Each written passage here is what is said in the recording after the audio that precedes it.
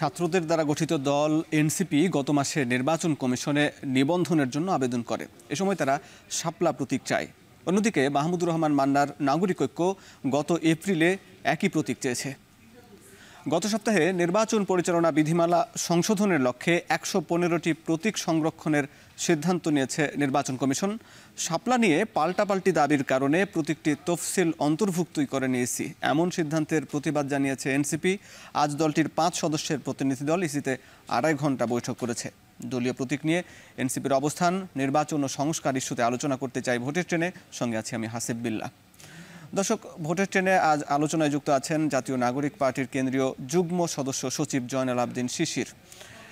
শিশির ভাই, আপনাকে স্বাগত এখন টিভির নিয়মিত এই আয়োজনে। আমি শুরুতেই জানতে চাই যে প্রতীক নিয়ে যে ইসির সঙ্গে যে আজকে বৈঠক হলো, সেখানে বৈঠক শেষে আপনাদের দলের মুখ্য সমন্বয়ক নাসিরউদ্দিন পাটোয়ারি বলেছেন শাপলা প্রতীক না দিলে রাজনৈতিকভাবে লড়াই করবে এনসিপি। আসলে এই লড়াইয়ের দ্বারা কি বোঝাতে চেয়েছেন? এর মাধ্যমে কি এটি কি সরকারকে হুমকি দেয়া, নাকি আসলে লড়াইয়ের রংটা কেমন? আপনাকে একটু স্মরণ করিয়ে দিই, এর আগেও কিন্তু আওয়ামী লীগের সাধারণ সম্পাদক ওবায়দুল কাদের কিন্তু বলতেন রাজনৈতিকভাবে মোকাবেলা করা হবে। আসলে এর দ্বারা আসলে কি বুঝিয়েছেন?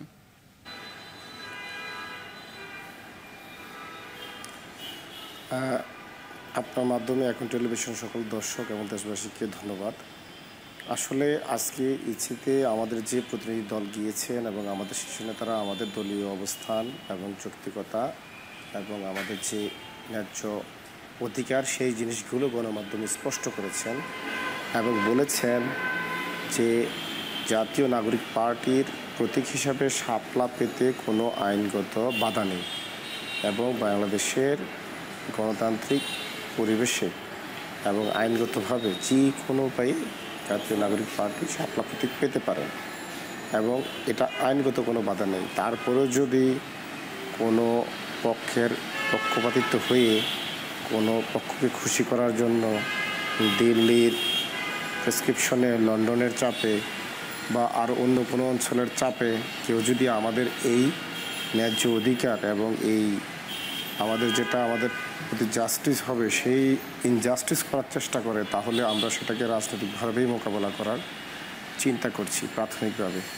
আর রাজনৈতিকভাবে মোকাবেলা করাটা আমি স্পষ্ট বলি, বাংলাদেশের মানুষ তার অধিকার আদায়ের জন্য লড়াই সংগ্রাম করবেই এবং এটা অতীত করে এসেছে, বর্তমানেও করছে। আমরা বিগত 17 বছর যে ফ্যাসিস্ট সরকারকে আমরা হটিয়েছি আমাদের জনগণের স্বতঃস্ফূর্ত অংশগ্রহণের মাধ্যমে, ছাত্র জনতার মাধ্যমে, সেটি রাজনৈতিক দলগুলো এতে সাড়া দিয়েছেন তাদের রাজনৈতিক অধিকারের জন্য।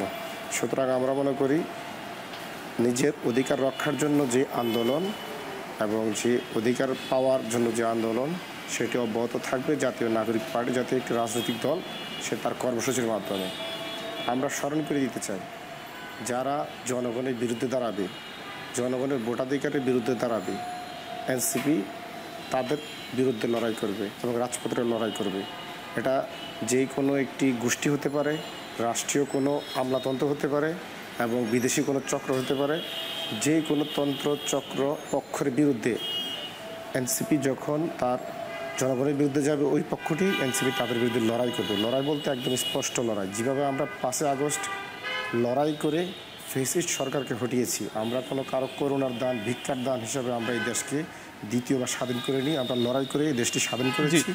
লড়াই করেই আপনারা অর্জন করবেন, গণ অভ্যুত্থানের লড়াইয়ের মাধ্যমে গণ অভ্যুত্থান হয়েছে, এটা স্পষ্ট। কিন্তু নির্বাচন কমিশন তো সরকারেরই একটি অংশ এবং সেইখানে আসলে রাজনৈতিকভাবে লড়াই করার প্রয়োজন কি? কারণ এখানে আপনি বলতে পারেন আইনিভাবে লড়াইয়ের প্রয়োজন রয়েছে, এখানে তো আসলে প্রতিপক্ষ কোনো রাজনৈতিক দল নয়।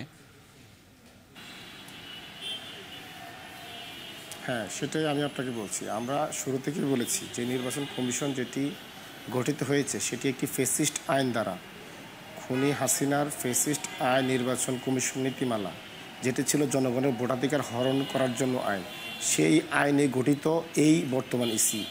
এই ইসি সম্পূর্ণ ফ্যাসিস্ট কাঠামোর উপর দাঁড়িয়ে রয়েছে এবং এই ইসির মাধ্যমে জনগণের ভোটাধিকার হরণ করা সম্ভব এবং হরণ করা হয়েছে বিগত 3টে নির্বাচনে। সুতরাং আমরা শুরু থেকে বলে এসেছি, এখানে এই ইসির ব্যক্তির পরিবর্তন হয়েছে, কিন্তু এই ইসির যে ফেসিস্ট কাঠামো, স্বৈরাচারী কাঠামো, জনবিরোধী কাঠামো, জনগণের ভোটাধিকার হরণ করার যে কাঠামো, এটির বিলোপ হয়নি। সুতরাং এই ইসি পুনর্গঠনের দাবিটি আমরা শুরু থেকে করে এসেছি। সুতরাং বর্তমান যে এই কাঠামোকে জনবান্ধব কাঠামো আমরা মনে করি না। এই জন্য আমরা বলেছি এই কাঠামোর বিরুদ্ধে আমরা। দ্বিতীয়ত হচ্ছে এই ইসি শুরু থেকেই একটি দলের প্রতি, বিশেষ করে জাতীয়তাবাদী দল বিএনপির প্রতি পক্ষপাতমূলক আচরণ করছে। আমরা দেখেছি ঢাকা দক্ষিণে বিএনপি নেতা ইশরাককে এই ইসি গ্যাজেট দিয়েছে, অথচ এই ইসি কিন্তু আবার মেয়র তাবিশকে গ্যাজেট দিয়েছে। মানে নির্বাচন কমিশন 2টি গ্যাজেট দিয়েছি একটি সিটি কর্পোরেশন নির্বাচনের মেয়রের জন্য। এটা তো কখনো হতে পারে না। হয়তো নির্বাচন কমিশন একটি গ্যাজেট দিতে পারে, এক সিটি কর্পোরেশন নির্বাচনে সে 2টি গ্যাজেট কীভাবে দেয়? তার তো কোনো সে এখতিয়ারে নেই। অথবা আগেরটি সে বাতিল করতে হবে, সে আগেরটি বাতিল না করে সে নিজে করে আবার গ্যাজেট দিয়ে দিয়েছে। সুতরাং সে সরাসরি লন্ডনের প্রেসক্রিপশনে এবং নয়াপল্টন এবং গুলশান অফিসের চাপে পড়ে সে এগুলি করছে। এবং তার যে এখন বর্তমান কথাবার্তা, ভূমিকা, সে জাতীয় নির্বাচন ছাড়া কোনো নির্বাচন করবে না, সে স্থানীয় সরকার নির্বাচন করবে না, সে উপজেলা পরিষদ নির্বাচন করবে না, জেলা পরিষদ নির্বাচন করবে না, সে কোনো নির্বাচনই করবে না। সে একটি নির্বাচন করবে, কি? সে হচ্ছে জাতীয় নির্বাচন করবে, যেটি সরাসরি বিএনপির ভাষার সাথে, শব্দের সাথে, বাক্যের সাথে মিলে যাচ্ছে। আমরা মনে করি এই ইসি বিএনপির দপ্তর সম্পাদকের ভূমিকা পালন করছে এবং তার যে কথা বলার জেস্চার, ধরন, বরং আমরা বলতে পারি এটা ওই যে 2008 সালের শামসুল হুদা, 2018 সালের নুরুল হুদা, 14 সালের রকিবুল এবং 24 সালে হাবিবুল আউয়ালের মতোই তার আচরণ, বরং কোনো কোনো ক্ষেত্রে তাদের থেকেও সে আরও এক ধাপ এগিয়ে এবং এক কাঠি সরস। এবং তার এই আচরণকে আমরা মনে করি সম্পূর্ণ সে বিএনপির দলীয় কর্মী এবং বিএনপির দপ্তর সম্পর্কে ভূমিকা পালন করছে। আমি আপনাদেরকে স্মরণ করে দিতে চাই, আমরা লড়াই করে রাজপথে বুক চিতিয়ে জীবন দিয়ে স্বৈরাচার হাসিনাকে এই দেশ থেকে বিতাড়িত করেছি। যদি এই ইসি এই রক্তদানের পরেও যদি আবার একটি পক্ষপাতমূলক নির্বাচন করে, জনগণের ভোটাধিকার হরণ করে, শুধুমাত্র ক্ষমতা হস্তান্তরের একটি নির্বাচন করে, আপনি নিশ্চিত থাকেন জনগণ আবার প্রতিরোধ গড়ে তুলবে এবং জনগণের প্রতিরোধের মুখে এই ইসি কি দিল্লি পালাবে নাকি লন্ডন পালাবে, এই সিদ্ধান্তটা এই ইসিকে নিতে হবে। তবে নিশ্চিত থাকেন সে যদি শাপলা প্রতীক নিয়ে জনগণের বিরুদ্ধে দাঁড়ায় এবং জনগণের গণবিরোধী কার্যক্রমে অংশ নিয়ে একটি দলের পক্ষ হয়ে, আমি নিশ্চিত করে আপনাকে বলতে পারি জনগণের প্রতিরোধে জাতীয় নাগরিক পার্টি জনগণ নিয়ে যে প্রতিরোধ গড়ে তুলবে, এই ইসিকে নিশ্চিত পালাতে হবে এবং পালাতে হবে সেটা তখন স্পষ্ট হবে। কারণ সে যখন বেআইনি কাজ করবে, আইনগতভাবে যেই শাপলা প্রতীক আমরা পেতে পারি, সে যদি এই আইনকে লঙ্ঘন করে তাহলে তাকে পালাতে হবে এবং আমরা রাজপথে অধিকার। ইসি আসলেই কি আইন লঙ্ঘন করছে কিনা তারও একটা ব্যাখ্যা রয়েছে, যেখানে এর পূর্বে শাপলা প্রতীক এর আগে অন্য দল চেয়ে এসেছে। এই নিয়ে আপনার সঙ্গে আরও আলাপ করবো, আপনি যুক্ত থাকুন। দর্শক, ভোটে টেনে নিচ্ছে একটা বিরতি, ফিরছে একটু পরেই।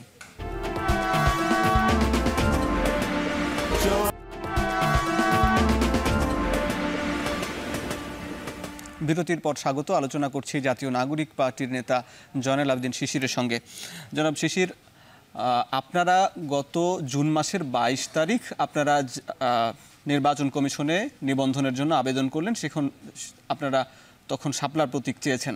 ঠিক তার আগে এপ্রিলে, আরও 2 মাস আগে এপ্রিলে জাতীয় নাগরিক ঐক্য, মাহমুদুর রহমানের নেতৃত্বাধীন নাগরিক ঐক্য, তারাও কিন্তু শাপলা প্রতীক চেয়েছে। আসলে যারা আগে চাইবে তাদেরকেই তো দেবে, সেখানে আপনারা কি জোর করে নেবেন এই শাপলা প্রতীক? প্রথমত হচ্ছে আমি আপনাকে স্মরণ করিয়ে দিই যে নির্বাচন কমিশন নীতিমালা যেটা রয়েছে, এই নীতিমালার অধীনে শেখ হাসিনার ফ্যাসিস্ট সরকার বা তার বিগত যে নির্বাচন কমিশনগুলো, তারা এমন কিছু ভুইপুর রাজনৈতিক দলকে নিবন্ধন দিয়েছে যাদের নামে তৃণমূল, বিএনপি, বিএনএফ, আরও অনেক কিছু ভুইপুর কিছু সংগঠনকেও তারা নিবন্ধন দিয়েছে। অথচ ওই সময় নির্বাচনে প্রতীক পাওয়ার যোগ্য, নিবন্ধন পাওয়ার যোগ্য অনেক দলকে বঞ্চিত করা হয়েছে। সেটা আমরা তাদের এই বঞ্চিত ইতিহাস দেখেছি। সেই জন্য আমরা শুরুতে বলছি এই ইসির কাঠামোই হচ্ছে ফ্যাসিস্ট কাঠামো। আর বর্তমানে আমরা অন্য কোনো দলের ব্যাপারে আমরা মন্তব্য করব না। আমরা বলবো যে যখনই একটি প্রতীক আমরা দেখেছি এটি খালি রয়েছে এবং এটি পাওয়ার আইনগত অধিকার রয়েছে, কেউ এখনও এই প্রতীকটি নেয়নি, তখনই মাত্র আমরা আবেদন করেছি।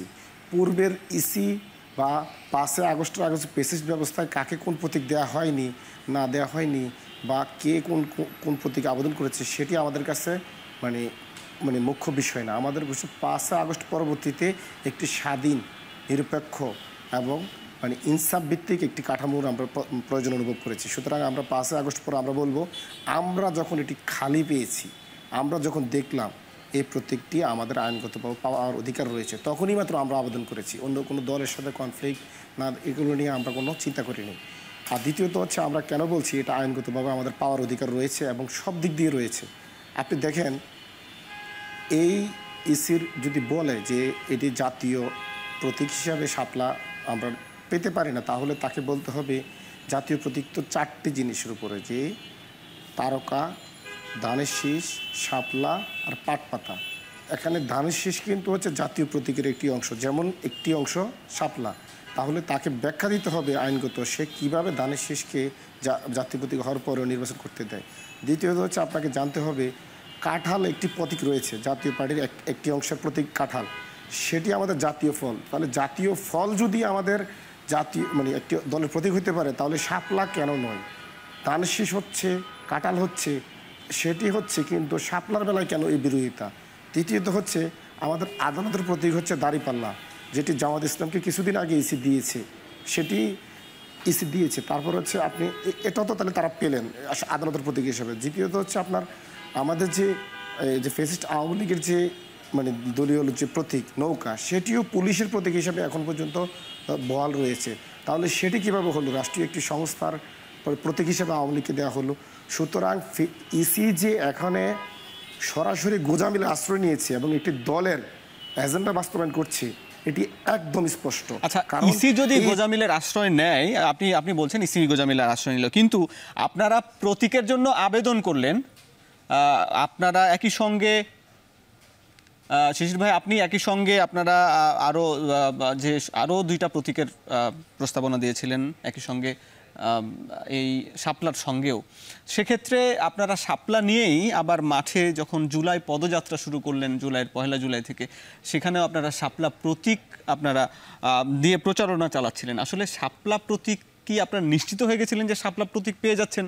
আবার এখন এইরকম ইসির অবস্থান দেখে এখন কি অস্তিত্বের একটা সংকট, এই জায়গায় আপনারা এখন খুব শক্ত বা সরকারের বিরুদ্ধে বা ইসির বিরুদ্ধে কঠোর অবস্থান, এইরকম একটা অবস্থান নিচ্ছেন? আসলে এই পদক্ষেপটা কি ভুল ছিল শুরু থেকেই? প্রথমত চাপটাকে আমি আবারও স্মরণ করিয়ে দিই, শেখ হাসিনা যে ফ্যাসিস্ট সরকার 2008 সালে আসার আগে এই নির্বাচন নীতিমালা নামে কোনো নীতিমালাই ছিল না, নিবন্ধন প্রথা নামে কোনো প্রথাই ছিল না। যে কোনো দল তার পছন্দের প্রতীক বাছাই করে নিতে পারতেন, সেটি ছিল তার অধিকার। আমি কোন প্রতীক বাছাই করে নেব, জনগণ কোন প্রতীকে ভোট দিবে, সেটি একটি রাজনৈতিক দলের মানে একদম সম্পূর্ণ তাদের নিজস্ব অধিকার ছিল। 2008 সালে শেখ হাসিনা এসে, তার পরবর্তীতে তার গভর্নমেন্ট এসে নির্বাচন কমিশন নীতিমালা করে, নিবন্ধন প্রথা নামে কালো আইন করে হচ্ছে 111 সরকার।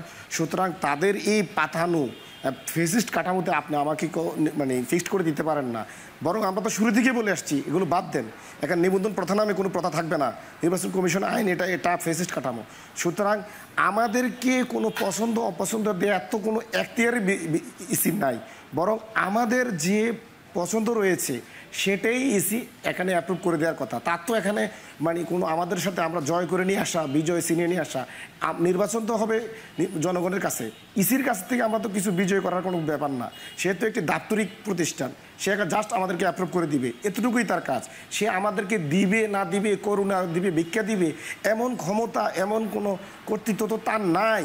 সুতরাং আমরা শুরু থেকে বলছি, এদেশে কোনো নিবন্ধন প্রথা ছিল না, এদেশে কোনো এই যে নির্বাচন কমিশন নীতিমালা, সেটি একটি ফেসিস্ট কাঠামো। সেই কাঠামোর মধ্যে সে আমাদেরকে ফেলে এখন বলছে আমরা শাপলা প্রতীক নাও পেতে পারি। তার তো এই শব্দ বাক্য মানে উচ্চারণ করার ইখতিয়ারে নাই, সে সম্পূর্ণ ফেসিস্ট কাঠামোর মধ্যে সে এখন এক্সিস্ট করে। তার ভয় হওয়া উচিত ছিল।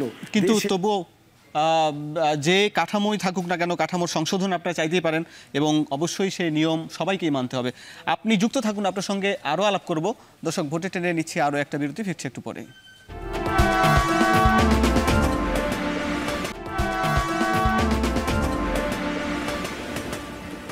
বিরতির পর স্বাগত। আলোচনায় যুক্ত আছেন জাতীয় নাগরিক পার্টির কেন্দ্রীয় যুগ্ম সদস্য সচিব জয়নাল আবেদিন শিশির। আপনার কাছে জানতে চাই যে জুলাই পদযাত্রা শুরু হওয়ার পরে বেশ সামাজিক যোগাযোগ মাধ্যমে আমরা বেশ বা গণমাধ্যমেও অনেক মানুষের সমাগম দেখছি, কিন্তু যে অভ্যুত্থানটা ঢাকা থেকে শুরু হয়েছিল, ঢাকা বিশ্ববিদ্যালয়, জাহাঙ্গীরনগর বা এই যে ঢাকা কেন্দ্রিক যে অভ্যুত্থান, সেখানে আপনারা গণ অভ্যুত্থানের পরও এনসিপির পদযাত্রায় বা সমাবেশে তেমন বড় একটা লোক বা সমাগম দেখা যায় না, যেটা আসলে স্থানীয়ভাবে দেখা যাচ্ছে। আসলে এটার মাধ্যমে আপনারা আসলে কি অর্জন করলেন? এই এই পদযাত্রায় প্রান্তিক মানুষ কি বলছে, কি অর্জন হলো? প্রথমত হচ্ছে এনসিপি ঢাকা কেন্দ্রিক জনসমাগম কম হয়েছে, এই তথ্যটি সম্পূর্ণ সঠিক নয়। এনসিপি গঠিত হয়েছে নির্বাচনীয়তে লাখো মানুষকে সাক্ষী রেখে এবং সারা পৃথিবীকে জানিয়ে। সুতরাং এনসিপির জনসমাগম স্পষ্ট এখানে দৃশ্যমান হয়েছে। আপনারা জানেন নির্বাচনীয়তে কেমন লোক হয়েছে। পরবর্তীতে আমাদের কিছু মহানগরের ছোট প্রোগ্রাম ছিল, যেগুলো নিয়ে অনেকে রং দেওয়ার চেষ্টা করছে, আমরা জনবিচ্ছিন্ন হয়েছি এসে। কিন্তু খোদা তাআলা আমাদেরকে যেই বিপ্লবের মধ্য দিয়ে জন্ম নেওয়ার সুযোগ দিয়েছে, সেই বিপ্লবীরা যখন রাস্তায় নেমে পড়েছে, গ্রামে গঞ্জে মানুষের দুয়ারে গিয়েছে, তখন বাংলাদেশের মানুষ আমাদেরকে বুকে আলিঙ্গন করে নিয়েছে। লাখ লাখ মানুষ রাস্তার দুধারে অপেক্ষা করছে আমাদের জন্য, এবং আমাদের নেতাদের হাতে কপালে চুমু খাচ্ছে। ওই নির্যাতিত আপনাদের জি, কিন্তু গ্রামের মানুষ কি বলছে, প্রান্তিক জনগণ কি চায়, কি দেখছেন? প্রান্তিক জনগণের এখন প্রধান চাওয়া হচ্ছে বাংলাদেশে চাঁদাবাজি, সন্ত্রাস, মাদক, দুর্নীতি বন্ধ করা। আপনারা দেখেছেন সারা বাংলাদেশে কি ধরনের চাঁদাবাজির মহোৎসব চলছে, সন্ত্রাস চলছে, দুর্নীতি চলছে। এইগুলো মানুষ, আমরা যেখানে যাচ্ছি গণসংযোগ করছি, মানুষ শুধু একটি কথাই বলছে, তোমরাই পারবা চাঁদাবাজকে রুখে দিতা, এবং তোমরা রাস্তা ছেড়বা না, হাল ছাড়বা না, তোমরা মাঠে থাকো। কিন্তু কোনো রাজনৈতিক দল বলছে যে, বিশেষ করে বিএনপি, যে এই চাঁদাবাজির ব্যাপারে তাদেরকে আসলে ষড়যন্ত্রের শিকার বা ষড়যন্ত্র করে এই বিএনপির বদনাম করা হচ্ছে। বিষয়টাকে আপনারা কিভাবে দেখছেন? বিষয়টাকে একদম আমরা হাস্যকরভাবে দেখি। বিএনপির দলটাই গঠিত হয়েছে চাঁদাবাজির উপর ভিত্তি করে, এবং বিএনপির রাজনৈতিক অর্থনীতির মধ্যে চাঁদাবাজিটা একদম প্রাতিষ্ঠানিক স্বীকৃতি রয়েছে। আপনি বিএনপিতে নেতাকর্মীরা টাকা দিয়ে পদ কিনতে হয়, এই যখন টাকা দিয়ে পদ কিনে তখন এই টাকা উঠানোর জন্য তাকে চাঁদাবাজির আশ্রয় নিতে হয়। সুতরাং এটি এদের চাঁদাবাজি, এই চাঁদাবাজির অর্থনীতি বিএনপির একটি দলীয় কাঠামো। দ্বিতীয়ত হচ্ছে, আমি আপনাকে আরেকটি তথ্য দিই। আপনি দেখেন ওই যে আপনার খুলনা ইউনিভার্সিটিতে হামলার জন্য যে বিএনপি নেতা মাহবুবকে যে বিএনপি বহিষ্কার করলো, সেই মাহবুব তার প্রতিপক্ষের গুলিতে কিন্তু নিহত হয়েছে। মাহবুব নিজেও ছিলেন একজন মাদক কারবারি, এবং যেই গ্রুপে তাকে হত্যা করেছে তারও আরেকটি মাদক কারবারি গ্রুপ। বিএনপি যখন তাকে বহিষ্কার করে খুলনা ইউনিভার্সিটি হামলার জন্য, তখন তাকে বলা হচ্ছে সে বিএনপি কর্মী না, তাকে বহিষ্কার করা হলো, তার সাথে বিএনপি সম্পর্ক নাই। কিন্তু আমরা গতকাল দেখলাম বিএনপি নেতা তারেক রহমান, তিনি বললেন তাদের কর্মী মাহবুবকে খুলনায় গুলি করে হত্যা করেছে দুর্বৃত্তরা। তাহলে উনি তো সাবেক কর্মীকে এখন আবার বিএনপি কর্মী বলে দাবি করছেন, যিনি সরাসরি মাদক কারবারি, মাদক কারবারি সাবেক বিএনপি নেতা। আরেকটি মাদক কারবারি গ্রুপ যারা বিএনপিতে এখনো পদ পায়নি, তাদের গুলিতে কিন্তু বিএনপির ওই কর্মী নিহত হয়েছে। সুতরাং বিএনপি তার মাদক কারবারি, চাঁদাবাজি তাদেরকে কিন্তু বহিষ্কার করলেও তাদেরকে দলীয় নেতা হিসেবে, কর্মী হিসেবে স্বীকার করে নিচ্ছে, যেটি আমরা খুলনার বেলা দেখতে পেলাম। তারেক রহমান সরাসরি বলেছেন। অনেক ধন্যবাদ আপনাকে, অনেক ধন্যবাদ, আপনি যুক্ত ছিলেন। সংস্কার, নির্বাচন এবং সবকিছু মিলেই কথা হলো। কোনো নতুন বাংলাদেশে আর কেউ কোনো দলের কাছ থেকে কোনো চাঁদাবাজি প্রত্যাশা করে না। আমরা যারা দর্শক এতক্ষণ দেখলেন ভোটের ট্রেন, সবাইকে ধন্যবাদ জানিয়ে শেষ করছি আজকের মতন ভোটের ট্রেন।